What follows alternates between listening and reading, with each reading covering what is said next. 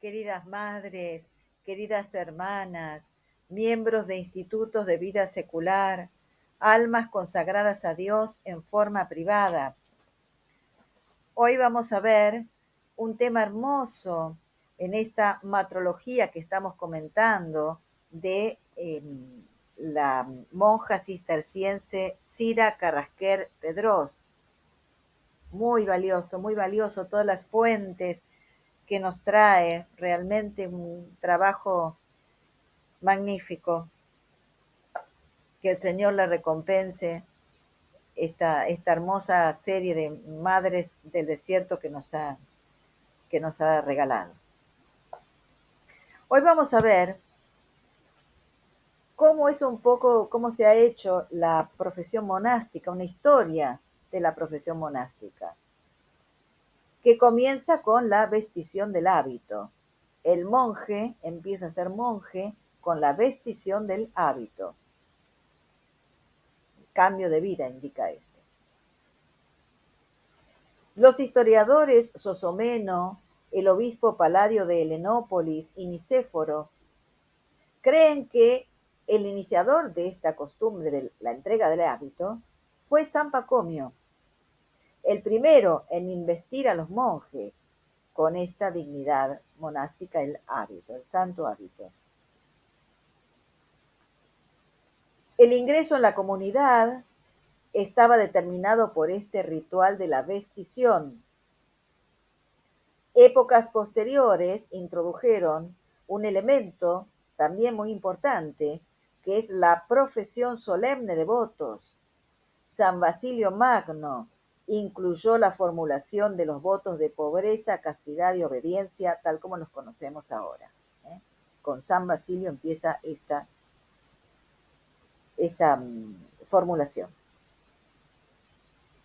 Recordemos que en los siglos segundo y tercero no se distinguían exteriormente quienes iniciaban esta vida monástica, en los ascetas que se llamaban en ese momento.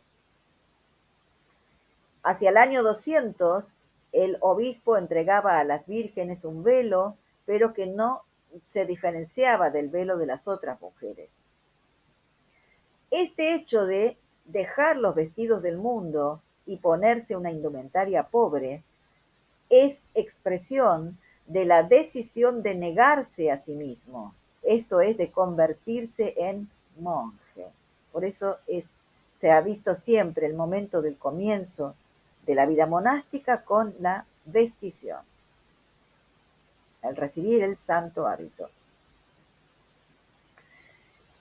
En la jerarquía eclesiástica, este documento de la iglesia primitiva que se atribuye a Dionisio Areopagita, está descrita la forma de profesión de los ermitaños, que abarca tres momentos. Primero, la renuncia formal al mundo por parte del candidato. En segundo lugar, el corte de cabello. Y en tercer lugar, la vestición del hábito. Los votos monásticos se hacían en la iglesia, ante el altar y en presencia de todos los hermanos o hermanas. Después de este corte de cabello, el monje era vestido con el hábito, ya fuera de color blanco, símbolo de la pureza angélica, o negro, como signo de dolor por los pecados cometidos. Los postulantes eran admitidos alrededor de los 16 o 17 años, siempre que estuvieran resueltos a llevar la vida monástica. ¿Quién recibía esos votos, esa profesión? ¿Quién les daba el hábito? Generalmente el obispo, pero también aún un simple monje podía recibir la profesión, pero siempre con el conocimiento y la bendición del obispo. La forma más antigua de profesión consistía en que el asceta, porque iba a empezar la vida monástica, se despojaba de sus vestidos mundanos y se cubría con el pobre y austero sayal del monje. En los primeros tiempos era el mismo asceta quien se aplicaba a sí mismo este gesto. No había recepción de parte de nadie. O, a veces, recibía de parte de un monje probado o de un padre de monjes. Perfectamente. A esto se le llamaba renuncia, ¿sí? De la palabra evangélica, renunciarse a sí mismo. San Basilio Magno y San Jerónimo y otros padres y maestros de la Iglesia, como San Pacomio, consideraban que el monacato cenobítico era una forma de vida monástica que iba bien, era muy beneficiosa para muchos monjes, más que la eremítica, pero nunca jamás fue desplazado. Al contrario, la vida eremítica, el anacoretismo, es siempre vista como la culminación de una vida religiosa.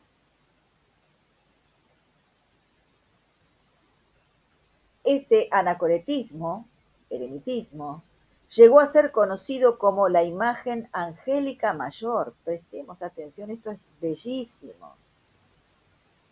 ¿Qué el eremita? El que sigue, el que representa la imagen angélica mayor. Distinguiéndola del cenobitismo, que pasaba a ser la forma angélica menor. Y había, por lo tanto, distintos hábitos. Para la forma angélica menor, el pequeño hábito, y para la forma angélica mayor, el gran hábito, que pasaba a ser vida eremítica. Nunca un recién llegado iba directamente a la vida eremítica, sino que después de muchos años de prueba y de haberse formado y ejercitado en la vida cenobítica, pronunciaba sus votos primero para el pequeño hábito, que correspondía al cenobitismo, primero.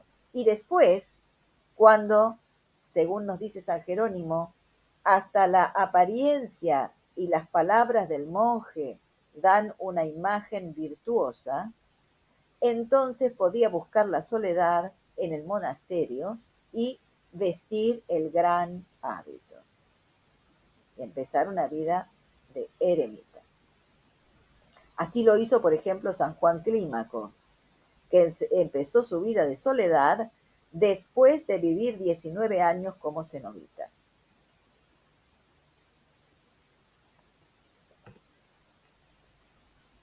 Esta costumbre de dividir el monacato en dos se extendió muy rápidamente en la iglesia, en la práctica de la iglesia.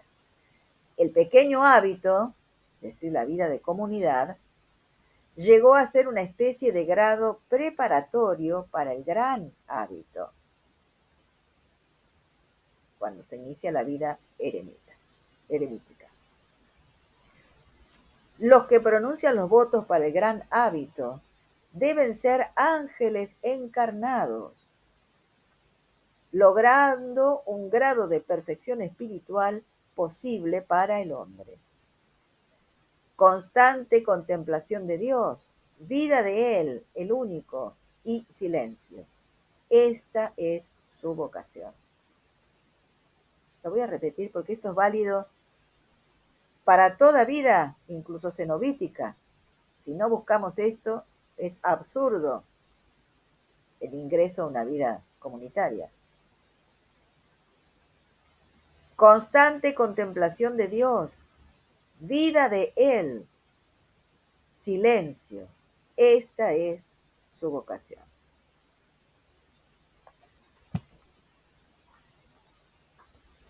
Adelantamos un poquito y dice, se conserva todavía la costumbre de que los monjes tomen el gran hábito en los últimos años de su vida, una preparación continua para el momento culminante.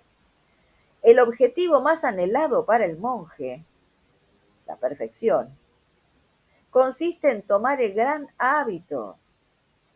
Siempre, desde la antigüedad, se hablaba del gran hábito como culminación del monacato, puesto que los monjes aman a Dios con amor perfecto, de acuerdo al mandamiento del Evangelio, con todo tu corazón, con toda tu alma, con toda tu mente. El gran hábito es la expresión visible de la perfección interior, la corona de la actitud humilde, para la cual se ejercita toda su vida el monje. Fíjense entonces cómo la culminación de la vida consagrada siempre tiene que estar en esta vida totalmente entregada a Dios, en la vida eremítica. Tiene que haber un anhelo de esa unidad y de esa soledad con el Señor, aun cuando no se logre totalmente en esta vida. Pero ese es el objetivo. Voy a repetir este párrafo que es magnífico. El objetivo más anhelado para el monje, la perfección, es tomar el gran hábito, es decir, iniciar la vida eremítica. Siempre, desde la antigüedad, se hablaba del gran hábito como culminación del monacato.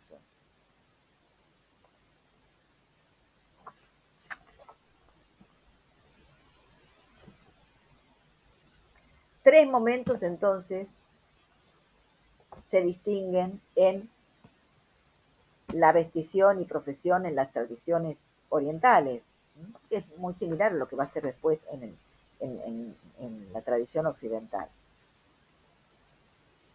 El principiante o la principiante, cumplido un periodo de probación como postulantes, recibe el hábito, dura 3 años por lo menos. Un principio, lleva la túnica, es un pequeño hábito de postulante. Segunda etapa, ya sí, el pequeño hábito de vida comunitaria, el hábito angélico, el pequeño hábito angélico, que era en la tradición oriental un escapulario con símbolos de la pasión bordados en rojo sobre tela negra. Colgada al cuello llevaba también una cruz de madera. La costumbre establecía que este grado se alcanzara hacia los 40 años, fíjense ustedes. Pero son frecuentes las excepciones para concederlo a una edad más temprana, de acuerdo a cómo la monja viva su vida interior. Y luego venía, sí, el gran hábito angélico. Cuando se toman este gran hábito angélico, la monja transcurre más tiempo en la oración, el silencio y el ayuno. Tiene el permiso de no participar en los oficios comunes, excepto los domingos y fiestas solemnes, claro, porque todo lo hace en soledad. Incluso come aparte, guarda los ayunos ordinarios de los lunes, miércoles y viernes, las cuaresmas. En este grado se realiza el ideal monástico de tipo antoniano, es decir, eremita. Este es el gran hábito.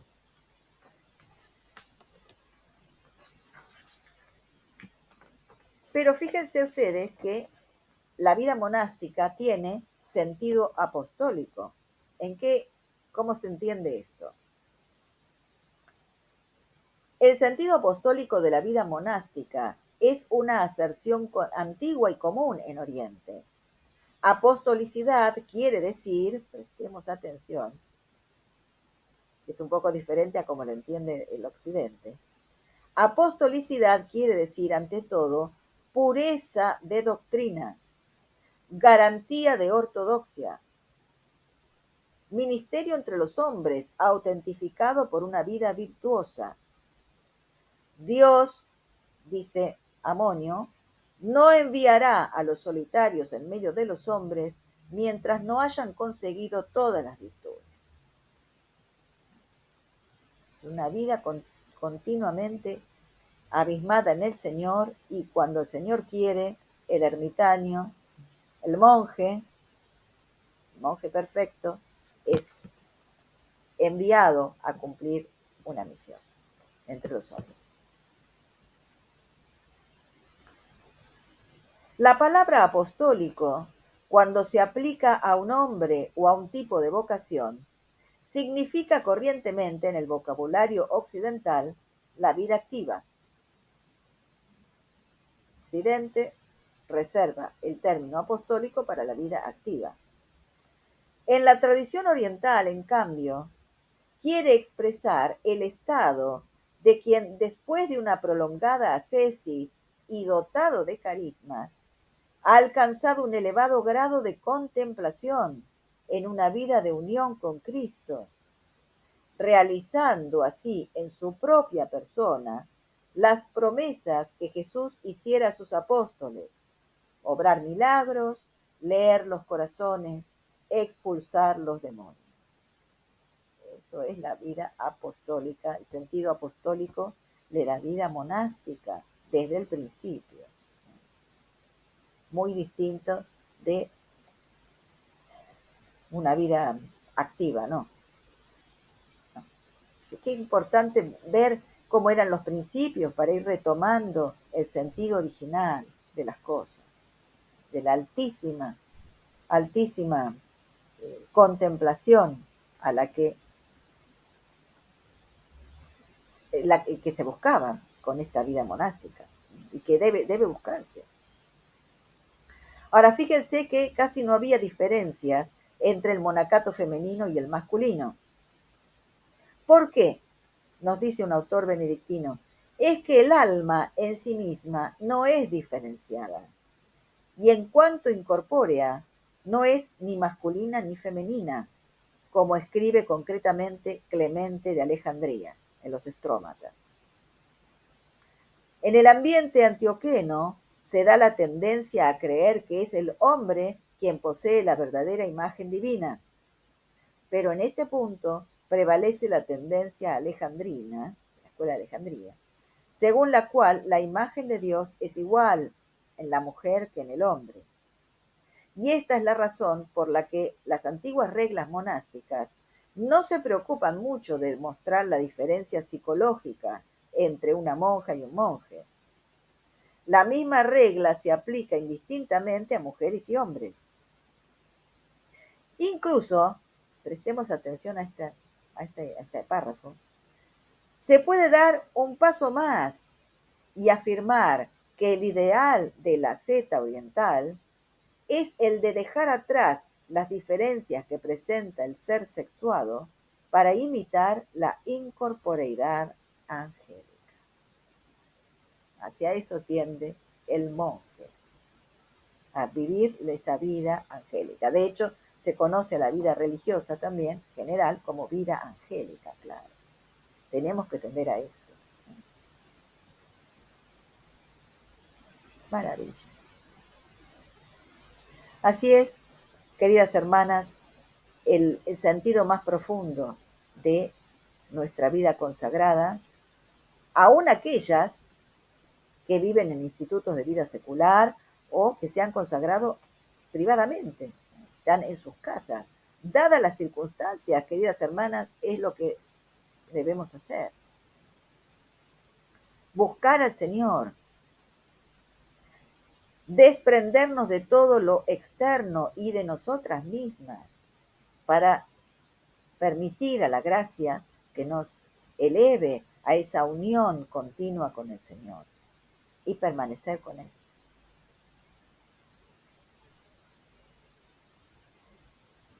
En el próximo video, Dios mediante, vamos a ver algunas de las amas del arrepentimiento y la primera mención de la Santísima Virgen como intercesora de los pecadores.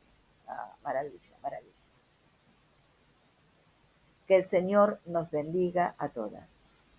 En el nombre del Padre, y del Hijo, y del Espíritu Santo. Amén.